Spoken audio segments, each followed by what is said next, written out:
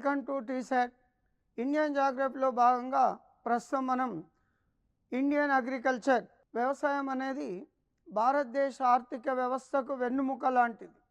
భారతదేశ ఆర్థిక వ్యవస్థకు వెన్నుముక లాంటిది. ప్రపంచం మొత్తం భూభాగంలో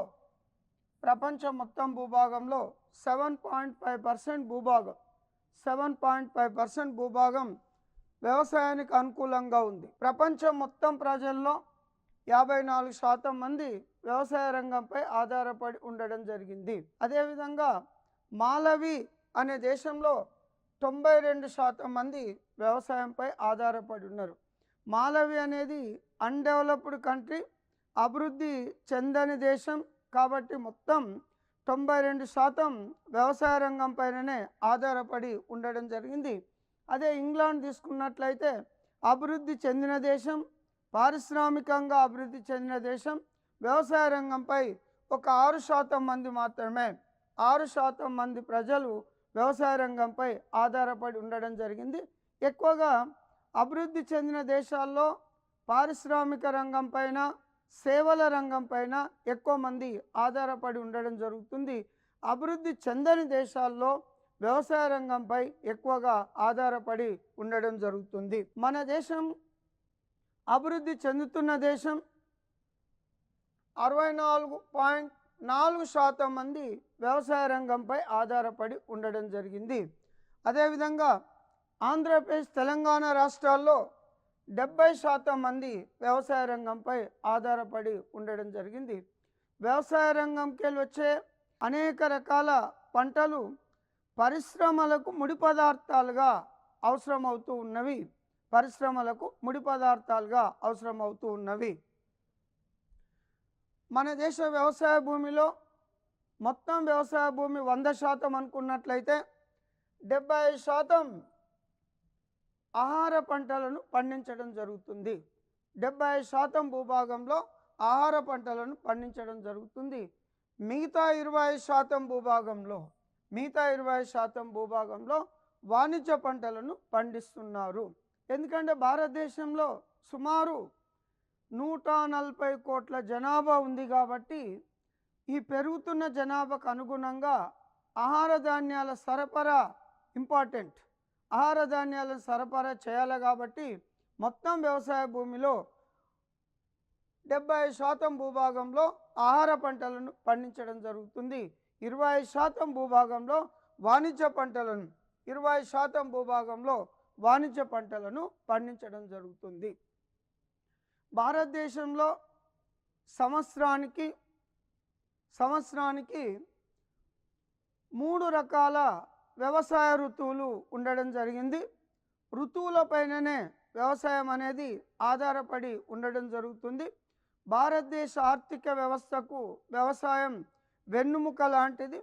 భారతదేశంలో ఋతుపవనాలపై ఆధారపడి వ్యవసాయ ఋతువులు అనేటివి కొనసాగడం జరుగుతూ ఉంటుంది. ఒకటి ఖరీఫ్ సీజన్. ఇది జూన్లో స్టార్ట్ అవుతుంది, అక్టోబర్లో ముగుస్తుంది. ఖరీఫ్ సీజన్ అంటే నైరుతి ఋతుపవనాల ప్రారంభ కాలం. నైరుతి ఋతుపవనాల కాలంలో ఖరీఫ్ సీజన్ ప్రారంభమవుతుంది. భారతదేశ వ్యాప్తంగా ఇది ముఖ్యమైన సీజన్. ఈ సీజన్లో అంటే ఖరీఫ్లో పండే ప్రధాన పంటలు వరి, జొన్న, మొక్కజొన్న, మిర్చి, పసుపు, పత్తి, పొగాకు ఖరీఫ్లో పండే ప్రధాన పంటలు. దేశవ్యాప్తంగా ఖరీఫ్ సీజన్ ప్రధానమైనది. నెక్స్ట్ రబీ సీజన్ ఇది అక్టోబర్ నుంచి మార్చి వరకు ఉంటుంది. ఈశాన్య ఋతుపవనాల కాలంలో రబీ సీజన్ కొనసాగుతుంది. రబీ సీజన్లో పండే ప్రధాన పంటలు గోధుమ, బార్లీ, వేరుశెనగ, చిక్కుడు, ఆలుగడ్డలు రబీ సీజన్లో పండే ప్రధాన పంటలు. ఇది నైరుతి ఈశాన్య ఋతుపవన కాలంలో లేదా నైరుతి వ్యతిరేక ఋతుపవన కాలంలో ఈ పంట అనేది కొనసాగుతూ ఉంది. చాలా ఎగ్జామ్లో భారతదేశంలో రబీ ఖరీఫ్ కాక మూడవ ప్రధాన సీజన్ పేరేం పేరని ప్రతి ఎగ్జామ్లో అడగడం జరిగింది. మూడో సీజన్ పేరు zaid. March April May, March April May. ఇది దేశంలో అన్ని ప్రాంతాలలో పండదు, నీటిపారుదల సౌకర్యాలు ఉన్న ప్రాంతాల్లోనే పండడం జరుగుతుంది. ఒకవేళ నీటిపారుదల సౌకర్యాలు ఉన్నట్లయితే అన్ని రకాల పంటలను పండించుకోవచ్చు. నీటిపారుదల సౌకర్యాలు ఉన్నట్లయితే అన్ని రకాల పంటలను పండించుకోవచ్చు. కర్బూజా, పుచ్చకాయలు, దోసకాయలు మరియు ఆకుకూరలు, కూరగాయలు లాంటి పంటలను జైద్ సీజన్లో పండించుకోవడానికి అవకాశం ఉంది. ఇక కొన్ని పంటలు రబీ కాలంలోనూ ఖరీఫ్ కాలంలోనూ పండడం జరుగుతూ ఉంటుంది. వేరుశెనగ రబీలో పండుతుంది, ఖరీఫ్లో పండుతుంది. సపోజ్ ఆంధ్రప్రదేశ్లో రాయలసీమ జిల్లాల్లో తీసుకున్నట్లయితే వేరుశెనగను ఖరీఫ్ కాలంలో వేయడం జరుగుతుంది. అదే తెలంగాణలో తీసుకున్నట్లయితే రబీ కాలంలో వేయడం జరుగుతుంది.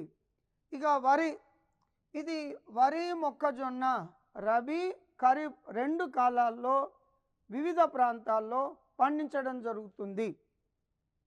నెక్స్ట్ పంటలు రకాలు, టైప్స్ ఆఫ్ క్రాప్స్, పంటలు రకాలు.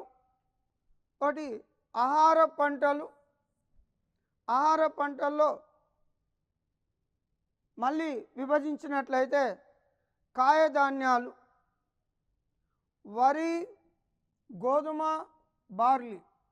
వరి, గోధుమ, బార్లీ ప్రధాన కాయధాన్యాలకు ఉదాహరణగా చెప్పొచ్చు. ప్రధాన కాయధాన్యాలకు ఉదాహరణగా చెప్పొచ్చు. నెక్స్ట్ చిరుధాన్యాలు. చిరుధాన్యాల్లో జొన్న, సజ్జ, రాగులు, కొర్రలు చిరుధాన్యాలకు ఉదాహరణగా చెప్పొచ్చు. నెక్స్ట్ పప్పు ధాన్యాలకు ఉదాహరణ కందులు, మినుములు, శనగలు, ఉలువలు, పెసర్లు, అనుములు. ఇవి పప్పు ధాన్యాలకు ఉదాహరణగా చెప్పొచ్చు. పప్పు ధాన్యాలకు ఉదాహరణగా చెప్పొచ్చు. వాణిజ్య పంటలు.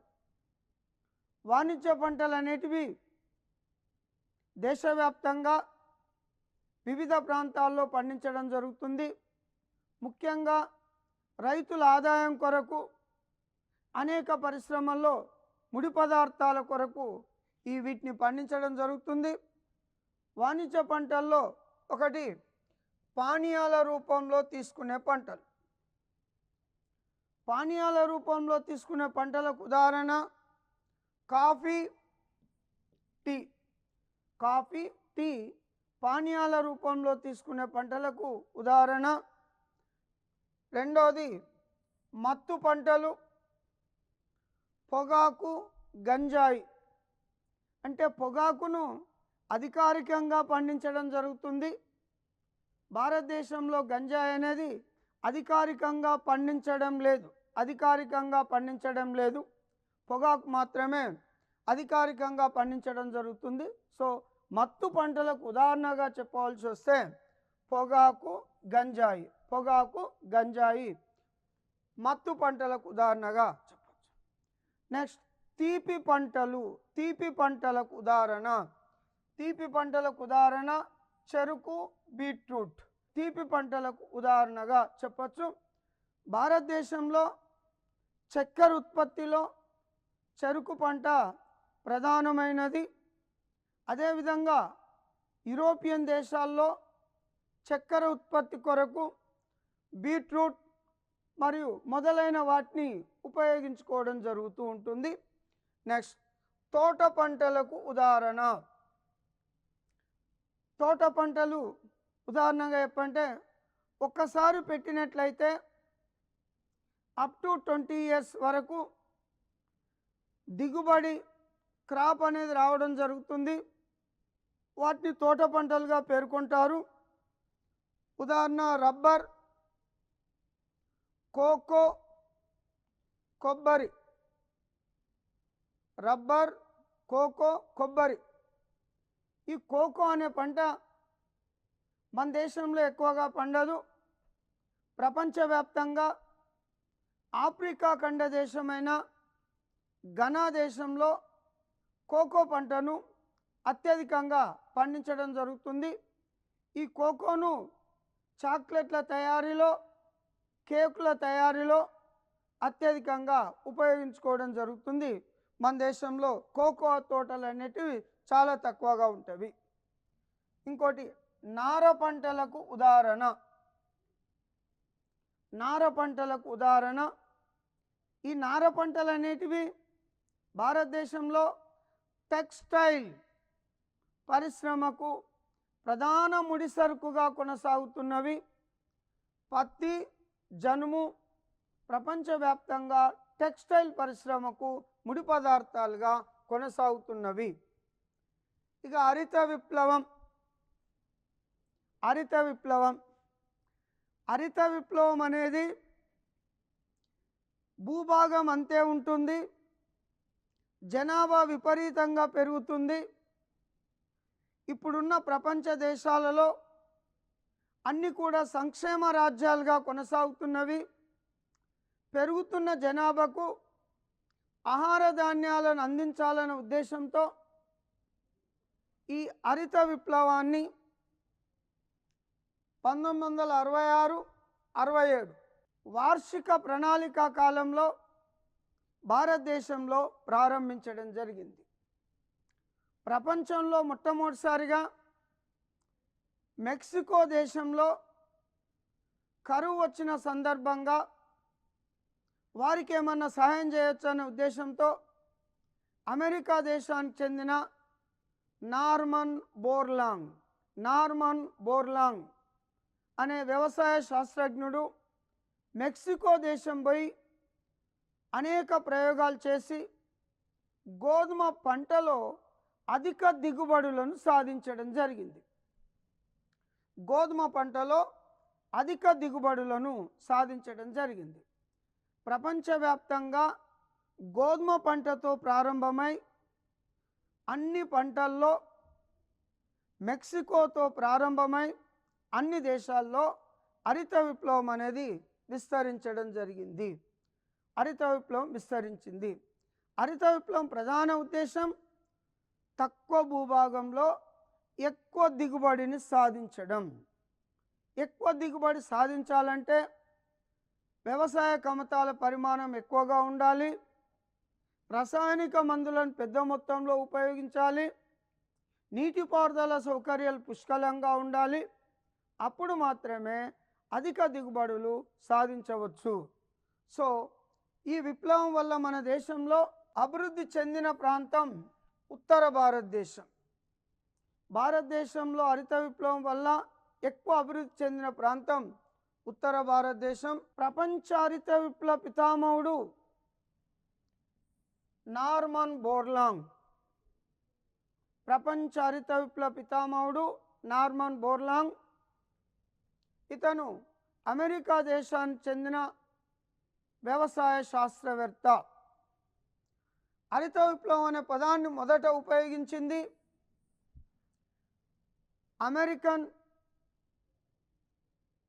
American economist doctor William S Gaud. భారతదేశ హరిత విప్లవ పితామహుడు ఎంఎస్ స్వామినాథన్.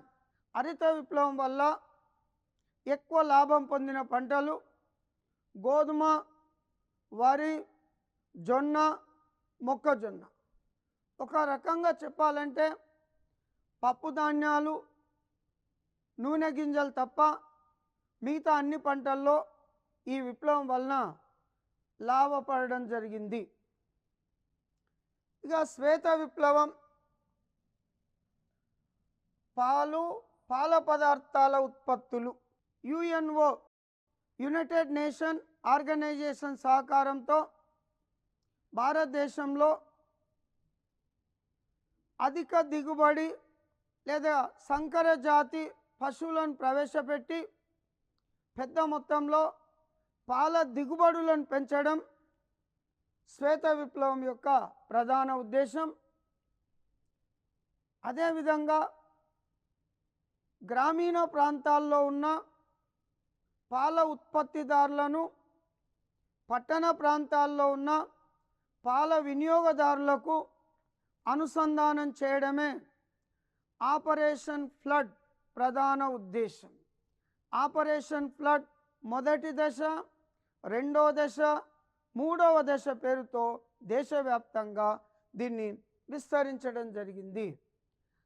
శ్వేత విప్లవ పితామహుడు వర్గీస్ కురియన్. శ్వేత విప్లవ పితామహుడు వర్గీస్ కురియన్ గుజరాత్లోని ఆనంద్ అనే పట్టణంలో నేషనల్ డైరీ డెవలప్మెంట్ బోర్డ్ పాడి పరిశ్రమాభివృద్ధి మండలిని ఏర్పాటు చేసి పాల దిగుబడుల కొరకు అనేక రకాలుగా కృషి చేయడం జరిగింది వర్గీస్ కురియన్. ఇతన్ని శ్వేత విప్లవ పితామహుడు అని పిలవడం జరుగుతుంది. Milk man of India. Amul అనే బ్రాండు పాలు పాల పదార్థాల ఉత్పత్తులకు సంబంధించింది. ఇది చాలాసార్లు ఎగ్జామ్లో అడిగిండు. అమూల్ అనే బ్రాండ్ దేనికి సంబంధించింది? పాలు పాల పదార్థాల ఉత్పత్తులకు సంబంధించింది.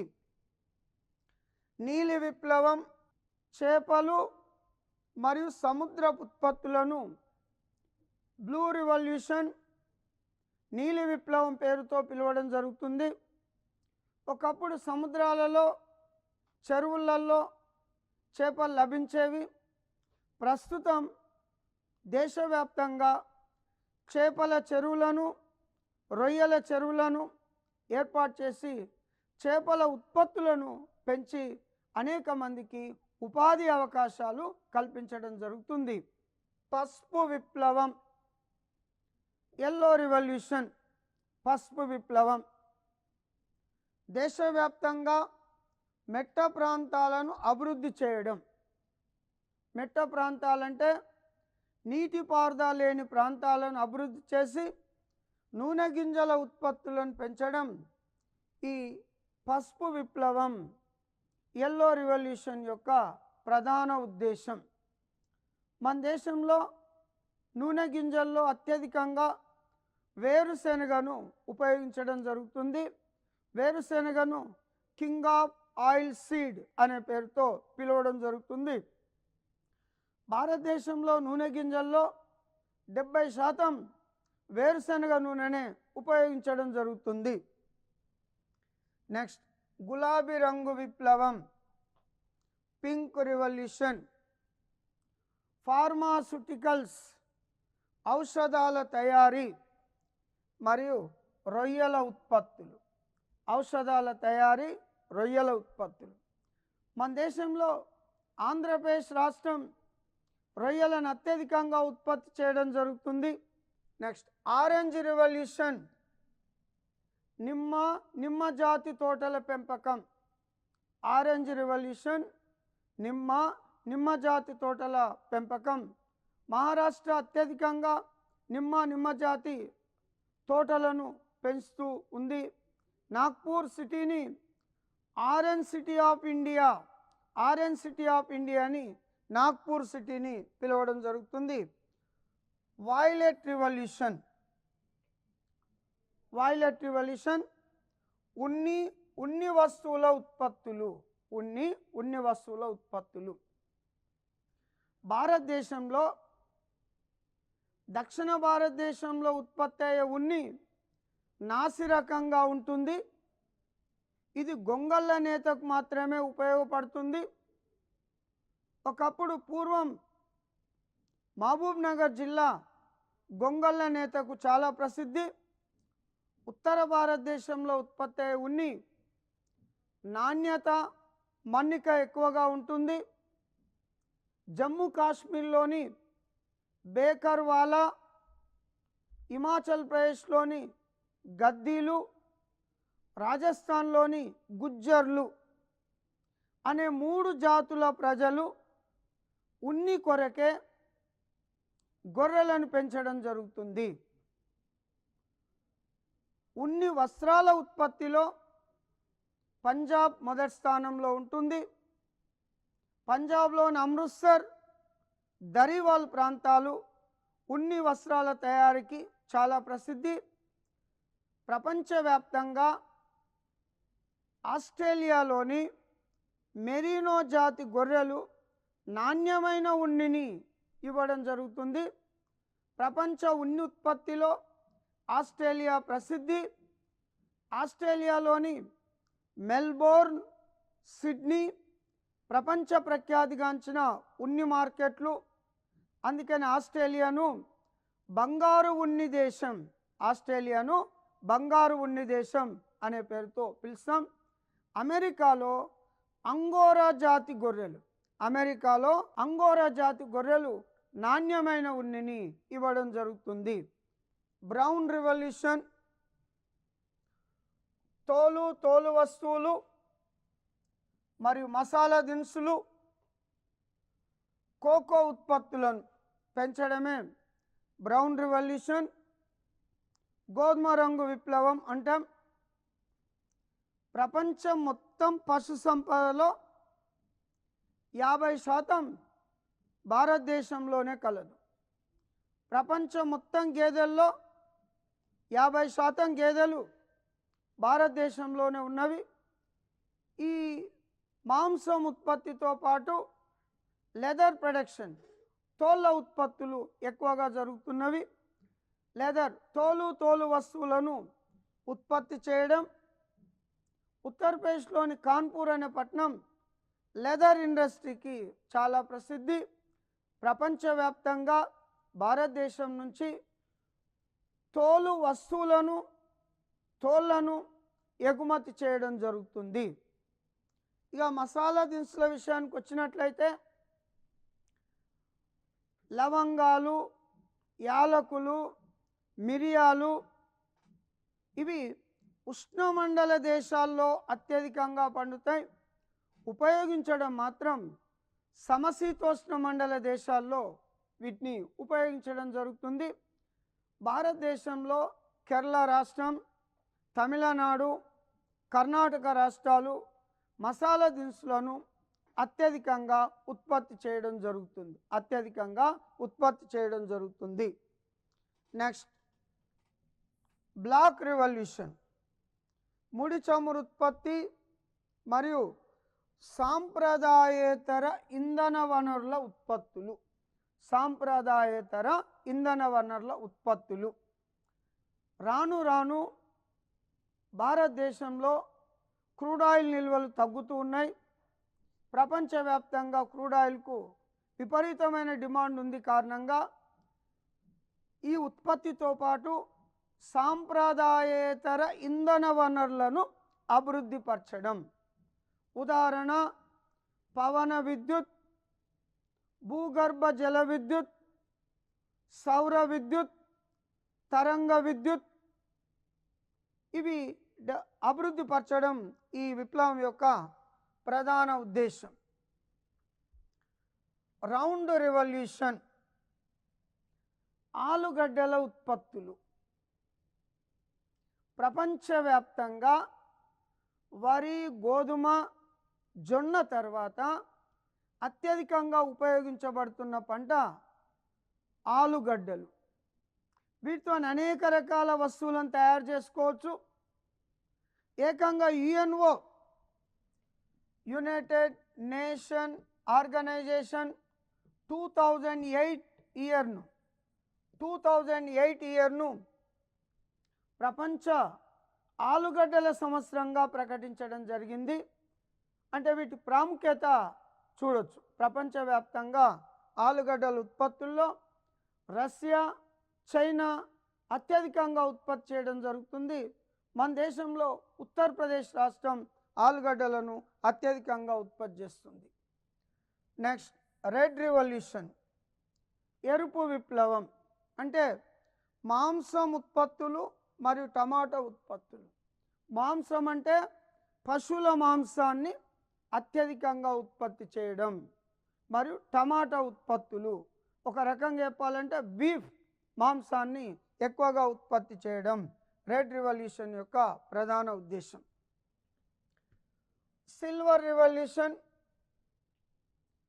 కోడిగుడ్ల ఉత్పత్తులు, ఉల్లిగడ్డల ఉత్పత్తి, పౌల్ట్రీ పరిశ్రమ, కోళ్ళ పరిశ్రమను అభివృద్ధి చేయడం.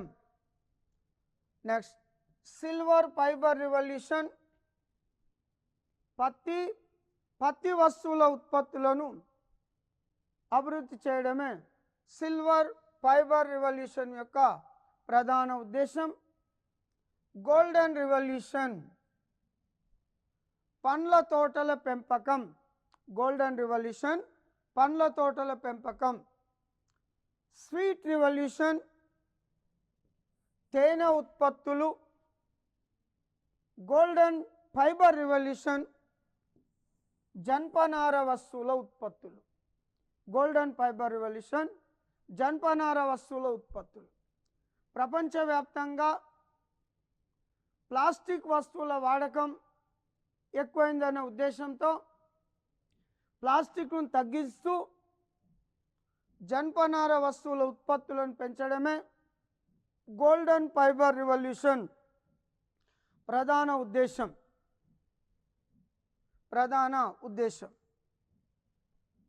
గ్రే రివల్యూషన్ అంటే బూడిద రంగు విప్లవం. ఎరువుల ఉత్పత్తులను పెంచడం, ఆహార ధాన్యాలను నిల్వ చేయడం ఈ గ్రే బూడిద విప్లవం యొక్క ప్రధాన ఉద్దేశం.